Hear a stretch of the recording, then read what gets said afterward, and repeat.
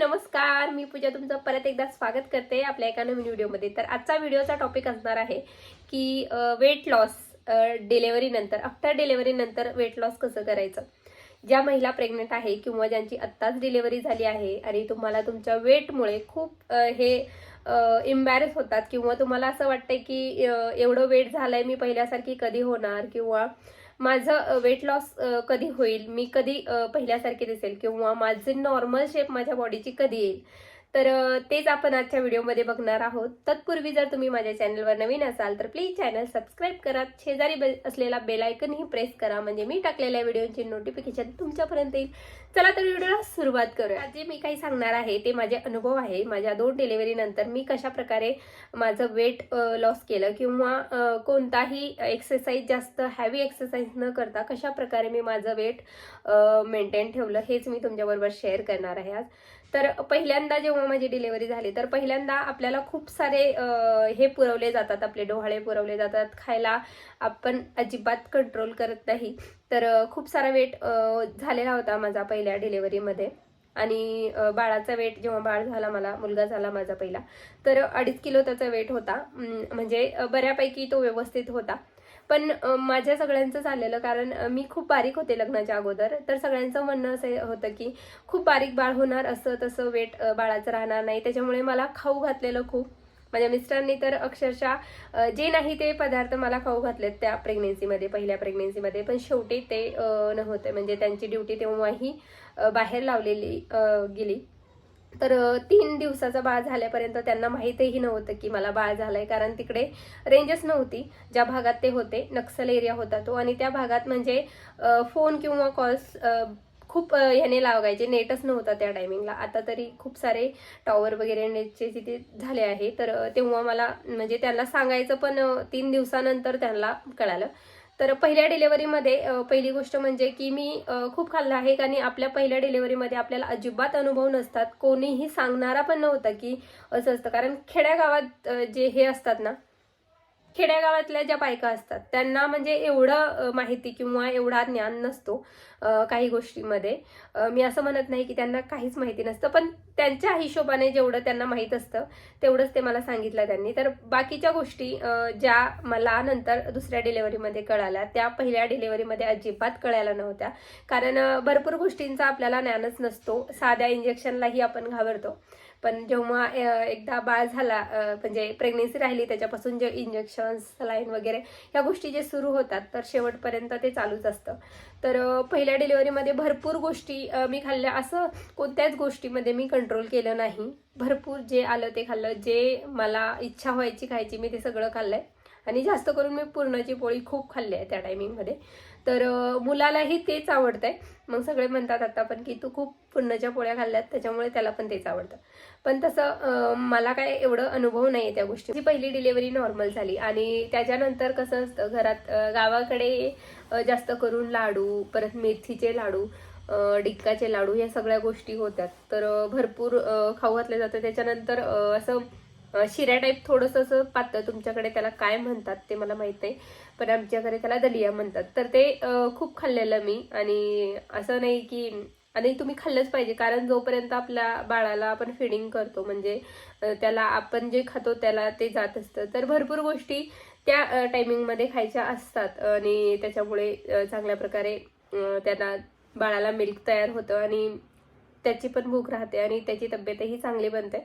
तर पहिला 1 वर्ष म्हणजे अजिबात काही करायचं नाही, एक्सरसाइज जास्त करून। आणि आता नॉर्मल डिलिव्हरी असली तर तुम्ही 2 महिन्यानंतर थोडीफार चालणं ह्या गोष्टी म्हणजे करू शकतात, पण जर तुमचं सी सेक्शन असेल, सिझेरियन डिलिव्हरी असेल, तर जास्त करून योगासनं काहीच करायला जाऊ नका, जोपर्यंत तुमचे टाके मिळत नाही किंवा तुम्ही पूर्णपणे रिकवर होत नाही, तोपर्यंत ह्या कोणत्याच गोष्टी तुम्हाला करायच्या नाही, अजिबात करायच्या नाही। कारण त्याच्यामुळे तुमच्या बाळावर किंवा तुमच्या स्वतःवर, तुमची बॉडी तेवढी रिकवर झालेली नसतं. शरीर खूप असं नाजूक झालेलं असतं डिलेव्हरीनंतर. म्हणतात की आईचा एक दुसरा जन्मच असतो डिलेव्हरी. तर तेव्हा आपल्या शरीराचे खूप हाल झालेले असतात, खूप साऱ्या मेडिसिन, इंजेक्शन्स ह्या गोष्टींमुळे. तर तुम्हाला लगेच असं नाही आहे की डिलिव्हरी झाली आता मी व्यायाम करते हे तर ते अजिबात करायचं नाही. कारण वेट लॉस करायचा आहे, पण ते टप्प्याटप्प्याने आपल्याला करायचं आहे, असं नाही. आता तुम्हाला वाटत असेल की मी एखाद्या लग्नात गेले तर वेगळे दिसेल, हे दिसेल, पण 1 वर्ष द्या त्याला, 1 वर्ष जाऊ द्या. 1 वर्ष जर तुमचा वेट जास्त असेल तरीही हरकत नाही. पण तुम्ही, काही लेडीज असं म्हणतात की मुलाला लगेच 1-1.5 महिना झाला की म्हणजे बाळाला दूध पाजत नाही, त्याच्यामुळे माझं वजन कमी होईल, माझ्या शरीराचं हे होईल ते होईल, हाल होतील. तर म्हणजे आईचा दूध बाळासाठी खूप गरजेचा असतो. म्हणतात की पहिले 6 महिने फक्त आईचा दूधच द्यायचा असतो बाळाला, तर दुसरं काही द्यायचं नसतं. तर त्याच्यासाठी तुम्ही तेवढ्या आपण एवढ्या दिवस त्या बाळाला 9 महिने आपल्या पोटात ठेवलंय आणि वाढवलंय. सगळे आपले स्वप्न आपल्या बाळावर अवलंबून असतात. म्हणतात की एक आई झाल्यानंतर आपल्याला सगळा आपले दृष्टिकोन मुलाकडे असतो. पहिली प्रायोरिटी आपण मुलाला देतो. तर त्याच्यासाठी आपल्याला करायचंय. कारण पहिले 6 महिने जर आपण त्याला व्यवस्थित दूध फिडिंग दिलं नाही, मिल्क फिडिंग, तर नंतर त्रास होऊ शकतो बाळाला, काही इश्यूज होऊ शकतात, भरपूर प्रॉब्लेम असतात त्याच्यावर.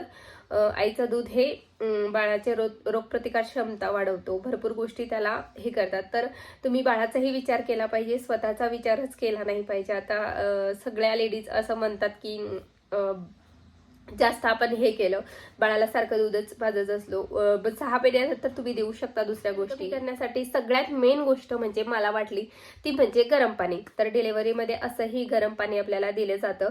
तुमच्याकडे देतात की नाही ते मला माहीत नाही, पण आमच्याकडे म्हणजे गावाकडे आमच्यात जेव्हा डिलेव्हरी होते तर एका ह्याला ममते बाळाला आणि त्याच्या आईला म्हणजे 1-1.5 महिना तरी जास्त करून म्हणजे गरम पाणीच दिलं जातं. त्याच्यामुळे खूप हे होतो, आपला पोट वगैरे कमी होण्यास खूप मदत होतं. आता काही लेडीज काय करतात, डिलेव्हरी झाल्या खूप सारे आवळून आपल्या पोटाला बांधून घेतात. तर तसं अजिबात करू नका. डॉक्टरच्या सल्ल्याशिवाय दुसऱ्या गोष्टी करायला बघू नका. ते बेल्ट वगैरे ते तुम्हाला त्यांनी दिलं तर ती वेगळी गोष्ट आहे, पण तुम्ही म्हणजे तुमच्या मनाने काही करायला घेऊ नका. कारण तुमचं जर C-सेक्शन असेल, डिलिव्हरी झाली असेल, त्याच्यात खूप प्रॉब्लेम होऊ शकतो. इथे टाके पडलेले असतात आणि त्याच्यामुळे ते टाके आवळले जातात. भरपूर लेडीज अशा करतात.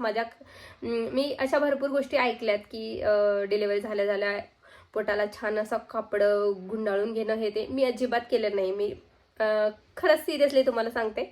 पण पहिल्या डिलिव्हरीत तर ह्या सगळ्या गोष्टी मी एवढ्या केल्या नव्हत्या, पण दुसऱ्या डिलिव्हरीनंतर भरपूर गोष्टींचा अनुभव आला.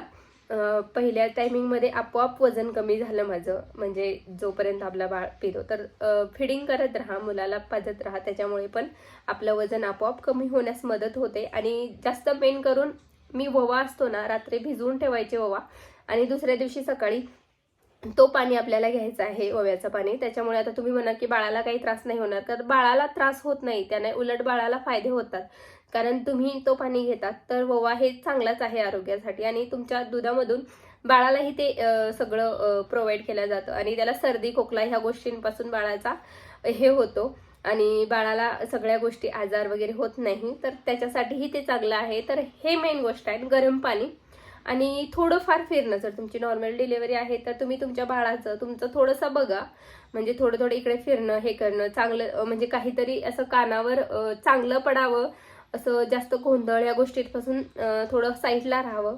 ज्या लेडीज म्हणजे त्यांची डिलिव्हरी झाली आहे, आफ्टर डिलिव्हरी त्यांनी, तर ह्या गोष्टी मी केलेल्या आहेत. परत सगळ्यात गोष्टी म्हणजे मी खाण्याकडे 1 वर्ष अजिबात हे केलं नाही, दुर्लक्ष केलं नाही. मी टायमिंगवर जेवायचे. कधी तर मी 3 वेळा जेवायचे, कधी नाश्ता झाला तर मी एकच वेळा जेवायचे, म्हणजे सकाळी जेवायचे. आणि जर काहीतरी चांगलं बनवलंय तर मी खायचे. असं नाही की मी सगळंच हे केलंय. कारण बाळावर असतं काही गोष्टी, किंवा काही हार्मोन चेंजेस असतात, किंवा काही परिस्थितीमुळे पण तुमच्या हे होऊ शकतो, तुमच्या बॉडीवर इफेक्ट पडू शकतो. तर पहिल्या डिलिव्हरीमध्ये मला काहीच करावं लागलं नाही. आपोआप जोपर्यंत माझा बाळ म्हणजे अंगावर प्यायचा तोपर्यंत आपोआप माझा वजन कमी होत गेला. एक महिन्यात माझे 2-2, 3-3 किलो वजन कमी होत गेले. आणि दुसऱ्या प्रेग्नेन्सीमध्ये तुम्हाला सांगते, त्याच्यामुळे मला खूप ट्रेस होता. आणि आता तुम्ही म्हणणार की ट्रेसमुळे काय होतं, तर तुम्हाला जर खूप सारं टेन्शन असेल तर तुमची तब्येत वाढते, कमी होत नाही. आता तुम्ही म्हणणार की टेन्शनमध्ये कमी व्हायला पाहिजे, पण काही लेडीजच्या बाबतीत ते उलटं असतं, जेवढं टेन्शन घेतात तेवढा त्यांचं वेट गेन होत जातं, कमी होत नाही. डिलिव्हरी झाल्यानंतर मी दुसऱ्या डिलिव्हरीनंतर कशा प्रकारे वेट मेंटेन ठेवलं, तर मी काय करायचे, सतत गरम पाणी प्यायचा. दुपार संध्याकाळी जेव्हाही तुम्ही जेवण कराल तेव्हा मी गरम पाणी घ्यायचे, म्हणजे डायरेक्ट गरम असं चटके बसतात असं नाही, कोमट पाणी असतं तर घ्यायचे. त्याच्यामुळे आपला फॅट कमी होण्यास मदत होतो आणि आपल्या पोटाचे जे आजार असतात ते पण नाहीसे होतात. तर ते झालं. आणि त्याच्यानंतर मी ओव्याचं पाणी घ्यायचे कधी, म्हणजे रात्री हे करून ओवा त्याच्यात भिजवून घ्यायचा, सकाळी तो प्यायचा. आणि जास्त करून मी जंक फूड त्याच्यानंतर टाळलंच डिलिव्हरीनंतर. कमीत कमी 5-6 महिने मी जास्त करून बाहेरचं काही खाल्लं नाही. आणि घरातलं जे आपण अन्न शिजवतो तोच म्हणजे जास्त करून घेतला, बाहेरचं सगळं टाळलं मी. जेव्हा माझी मुलगी 11 महिन्याची झाली तर तेव्हा मी कुठेतरी विचार केला की मला आता थोडीशी स्वतःकडे लक्ष देण्याची गरज आहे. तिला आता 11 महिने झाले, म्हणजे 1 वर्षाची ती होत आली. तर मी तेव्हा जाऊन कुठेतरी विचार केला की आता आपण आपलं वेट लॉस केला पाहिजे, कारण भरपूर तब्येत झालेली. मला जर फोटो मिळाला ना नक्की लावेल मी वर कुठेतरी. तर तेव्हा मी विचार केला. आणि मग नंतर बाहेर पण जाऊ शकत नव्हते मी तिला सोडून, कारण ती लहान होती, मुलगाही लहान होता. दोघांना हँडल केलंय मी, एकटीने सांभाळलंय दोन्ही मुलांना. एक मुलं आपल्याला बाळ सांभाळणं खूप अवघड होतं, पण दोनांनाही हँडल केलंय मी खूप हे करून. तर खूप हे केलं. आणि त्याच्यानंतर मी कुठेतरी विचार केला की आता मी आपलं म्हणजे माझं वजन कमी करणारच. तर मी तेव्हा पण कंटिन्युअसली सकाळी गरम पाणी त्याच्यात मध टाकून, आणि मी एक्सरसाइज करते. म्हणजे काय करते, म्हणजे तेव्हा मी एक्सरसाइज प्रॉपर बाहेर जाऊन करत नव्हते, जिम वगैरे लावू शकत नाही, आणि बाळाला सोडून आपण जाऊ शकत नाही बाहेर वॉकला पण. तर मी सकाळी आणि संध्याकाळी जेव्हाही मला टाइम भेटेल तर हेडफोन लावून मी असं एखादं असं गाणं हे लावायचे आणि मी डान्स करायचे सकाळी संध्याकाळी दुपारी तिन्ही टायमिंग. जेव्हा मुलं झोपले की मी, तो टायमिंग माझा ठरलेला असायचा की मी जेवण, आणि मी जेवण केल्या केल्या कधीच झोपत नाही, थोडंसं इकडे तिकडे काहीतरी काम करत बसते. किंवा रात्रीही सकाळीही आपण जेवण केलं की लगेच आपण झोपलो की ते जेवण म्हणजे आपल्याला पचन होत नाही, तो तसाच साठून राहतो, मग त्याचा फॅट आपल्या शरीरावर दिसून येतो. त्याच्यामुळे मी कधीच जेवण केल्या केल्या झोपत नाही. तेही एक मेन गोष्ट त्याच्यामध्ये इन्क्लूड केली आहे मी. त्याच्यानंतर जास्त करून बाहेरचं खाणं टाळायचं. आपण बाहेरचं म्हणजे जे आपण बाहेर खातो तोच आपण पदार्थ घरी बनवून खाल्ला की तो त्याचा जो हे असतो बेनिफिट असतो आपल्याला वेगळा भेटतो. आणि आपण बाहेर जाऊन खाल्लं तर ते कशा तेलामध्ये हे केलंय ते आपल्याला माहीत नसतं. त्याच्यामुळेही आपलं वजन वाढू शकतो आणि आपल्या आरोग्यावरही त्याचा परिणाम पडू शकतो. त्याच्यामुळे मी बाहेरचं जास्त खायला बघत नाही. वर्षातून चुकून 1-2 वेळा आम्ही हॉटेलला जेवतो. आणि पाणीपुरीच्या बाबतीत थोडंसं हे आहे की पाणीपुरी आपण सोडू शकत नाही लेडीज, जास्त करून ते आपल्याला खायलाच लागते. पण ते असं नाही की दररोजच आपण खातो, कधीतरी 1-2 महिन्यातून इच्छा होते आणि ते आपण खातो, तर ती वेगळी गोष्ट आहे. पण दररोज बाहेरचं खाणं टाळलं पाहिजे, त्याच्यामुळेही तुमचं वजन कमी होऊ शकतो. आणि पहिली गोष्ट म्हणजे गरम पाणी, आणि जास्त करून कच्च्या भाज्या खाण्याकडे लक्ष द्यायचं. जसं की काकडी, गाजर, टोमॅटो हे मी कच्चे खाण्याकडे जास्त भर देते.